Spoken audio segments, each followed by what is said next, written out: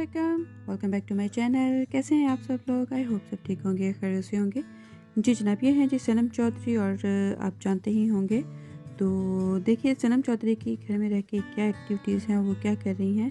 तो घर में रह के कोई कुकिंग कर रहा है, कोई एक्सरसाइज कर रहा है, कोई कुछ कर रहा है, कोई कुछ कर रहा है।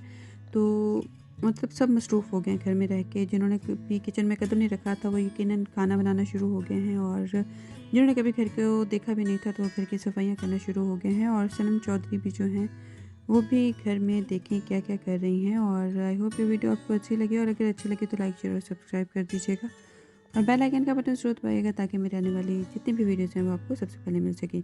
तो आपसे नेक्स्ट वीडियो में मुलाकात होगी इंशाल्लाह। अपना बहुत ज़्यादा ख्याल रखिएगा। अल्लाह हाफिज़। यार वैसे बाकी छोड़ो, जो ऊपर ये क्रंच आ रहा है ना रोटी के, that's kind of good. We have pindiyan today. फूली भी है। क्या हुआ है? फूजी हुई है। फूली है।